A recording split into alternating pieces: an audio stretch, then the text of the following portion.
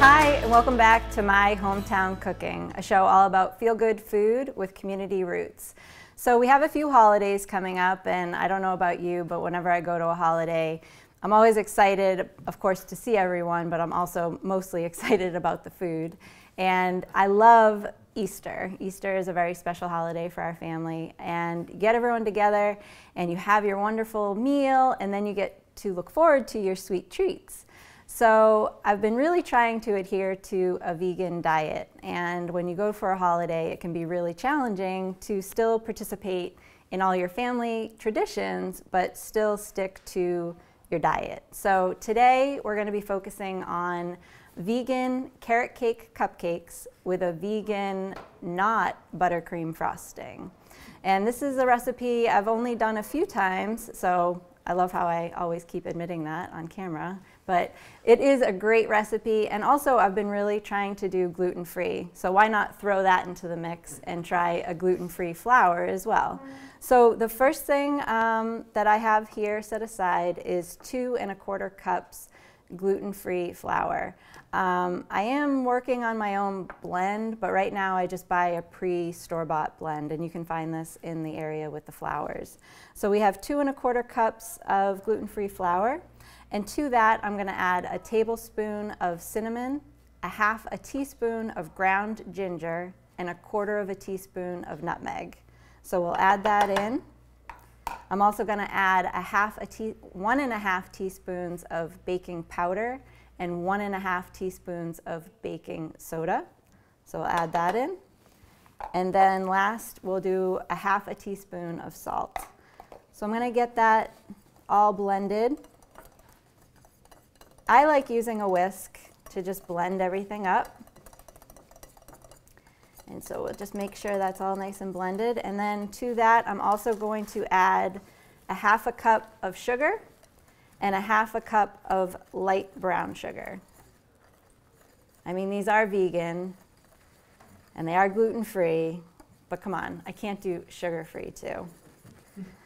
Oh, you know what I forgot to do first? But we'll pretend like we rewound and I did all that. But before you do that, one of the things that I've found with baking vegan is that you're not using eggs. So in replacement of the egg, you're actually making what, you can find this online, it's called a flaxseed egg. And this is actually 1/2 cup of flaxseed and 3/4 cup of almond milk. And you want to have that mixed together and sit for about 5 minutes. Because what happens is the flax and the almond milk are actually going to come together and thicken. Some people have also used chia seeds. I like chia seeds, but I'm more of a fan of flax. So you have that set aside, and then to your flour mix, we're going to add 2 1/2 cups. Let me double check that. This was a lot of ingredients, so I want to make sure I'm giving you the right things. Yes. 2 1/2 cups of shredded carrots, which is a beautiful color. You're also adding a vegetable. I know a lot of us don't like to think of vegetables in with our baked goods, but this is actually going to add a lot of texture to your final product. I also add in 1/2 cup of crushed pineapple. The acidity from this is going to play off nicely with all of the cinnamon and the ginger. And I pretty much add coconut to everything, so we're also going to add 1/2 cup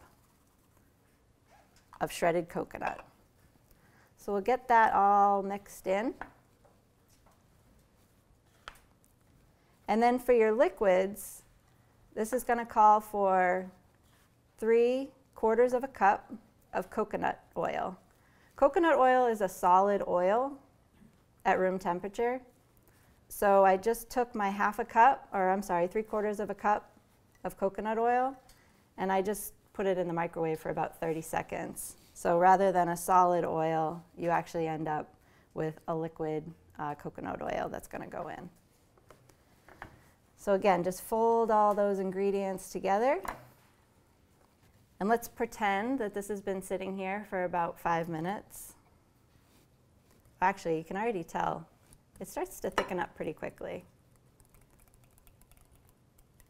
So that That's actually perfect. So I'm going to pour that in. And again, that flaxseed is, one, it's going to add structure to your final baked product, but it also, flax seeds has omega-3s in it, so you're adding a little bit of nice, healthy omega-3s to your cupcakes. I'm going to pour my oil over that. And the last ingredient is actually, I want to make sure, I thought it is, a tablespoon of vanilla. I'm used to adding a teaspoon of vanilla, but this actually calls for a little bit more. So pour that in.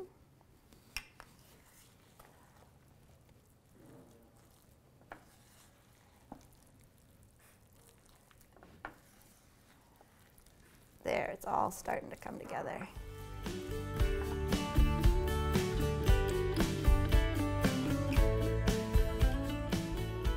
So again, you're just going to fold that. It takes about probably 2 to 3 minutes to get it completely mixed.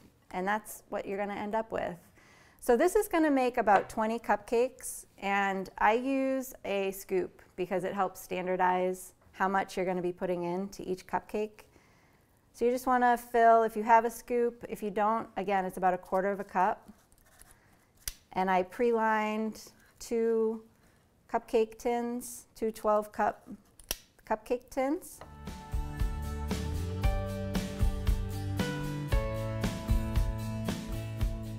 So you've folded it, you've used your pre-measured scoop, which again was about 1/4 cup, and we have our cupcakes all filled and lined. We've made about 20. We're going to put it into a preheated oven, which is set at 350, and in about 20 to 25 minutes, you're going to have 20 cupcakes ready for frosting. So let me get these into the oven, and then we're going to clean up a little bit here and get right into our vegan, no buttercream frosting.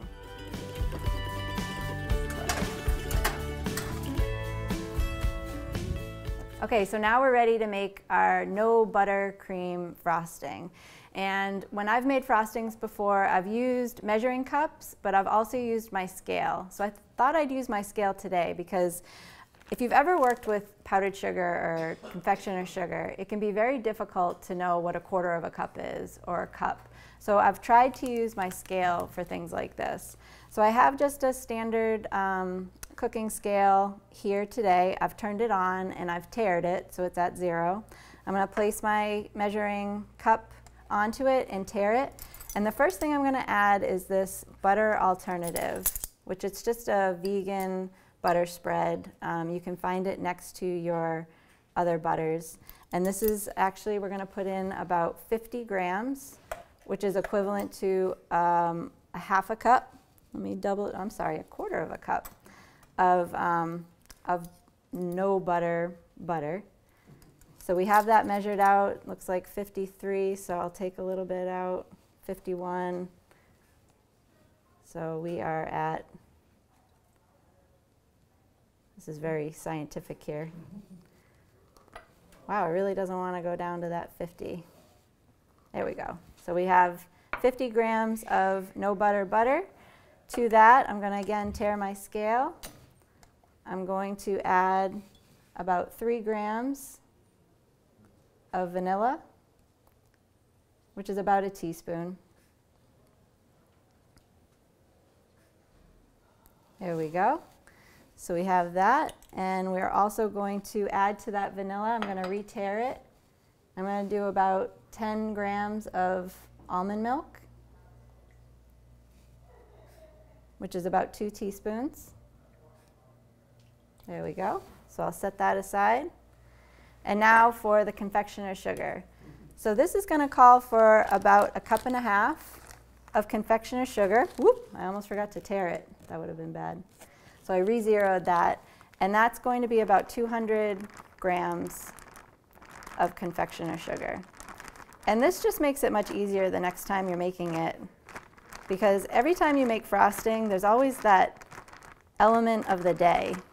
And if we have a really humid day or a very dry day, or it's just amazing how sensitive things can be when you're baking. Okay, so that's 208, so we'll take a little out. There we go. Okay, so now I'm gonna add, I'm all set with my scale. I have 200 grams of powdered sugar, confectioner's sugar. And I'm gonna add my butter alternative to that. And before I start my blender, I'm just gonna start working that in a little bit. If you've ever worked with powdered sugar, the stuff can go everywhere. It can be fun when a little one's baking with you, but then it can also get very, very messy. So I'm just gonna start working that in. My hand's all right, I won't use my hands. I'll clean that off. Why not? Let's live dangerously and let's fire this baby up. So I'm just gonna turn this on low.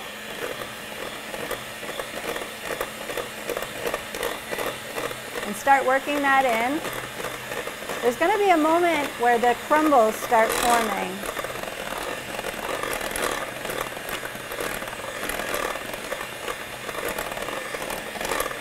We're almost there. It goes to this fine grind.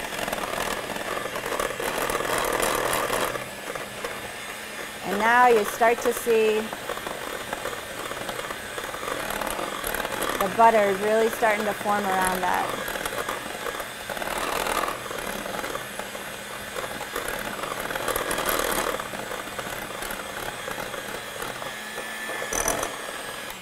I'm going to add my liquid in and bring that all together.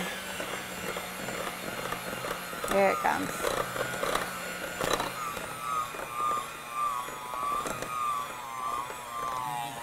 If you start to hear it bog down, just turn your blender up a little. Oh yeah. There we go.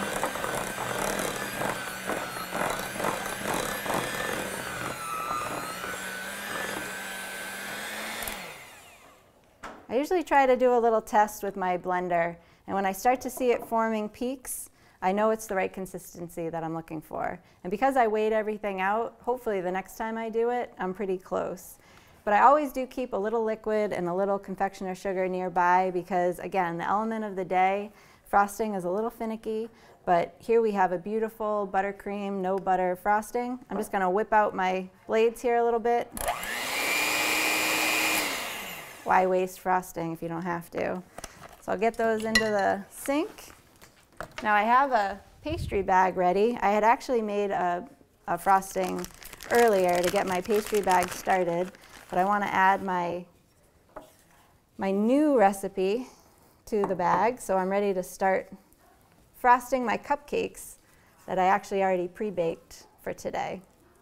So I buy these pre-made bags at any craft store. You can find them, and what's really nice is they're disposable. I just fold the bag over my hand to try to neatly fill it. Sometimes it works, sometimes it doesn't.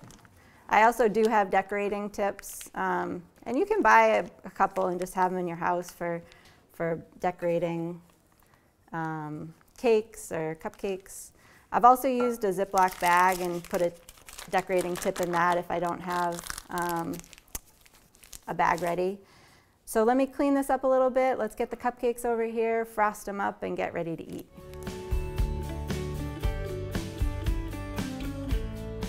So we got our carrot cake cupcakes out of the oven after 20 to 25 minutes of cooking at 350. We let them cool, probably about an hour to 2 hours to properly cool. And now we have some of our cupcakes here ready to be decorated. So you can see you've got your carrots, they've risen pretty well. The texture, other than the fact that you know they're gluten-free and you know they're vegan, you really can't tell from looking at them. So we have our buttercream, no butter topping. We have our pastry bag ready. I'm just going to throw a little decorative topping on each of these cupcakes. Is that going to be a rabbit? No rabbit. We have a woman over here that we're going to highlight at the end of the show named Barbara, who has phenomenal questions. And Barbara asked, am I going to put a rabbit on top of this? Which is a great question. You can put anything on top of your cupcakes if you want to get some decorative Easter-related things, or if it's a different holiday, or if it's just for a barbecue or whatever you're using, you can put whatever you want. For me, I'm going to take pre-sliced candied ginger because I put ginger in my cupcakes, and it just adds a little bit of a decorative flair, but it's still kind of in alignment with what my recipe was. So you have this tray of cupcakes, you've got your sliced candied ginger, you have a non-dairy topping. And quite honestly, the reason I like this the most is that if you're someone that has to eat this way because of dietary restrictions, or you're just someone that's choosing to eat this way, you're at a family function and you're still able to participate with everyone else when the sweet treats come out. So here we are, we have our tray of vegan carrot cake cupcakes with a vegan no butter buttercream topping and a little candied ginger to add to the top, and you're good to go for your holiday. So I really appreciate everyone stopping by today and for participating, and all the lovely residents that we have here at Whitney Place for every taping. If you want to see the recipe for this or any of the other show, just go to myhometowncooking.com and you can find all the recipes there. And until next time, I hope everyone has a great day. Thanks.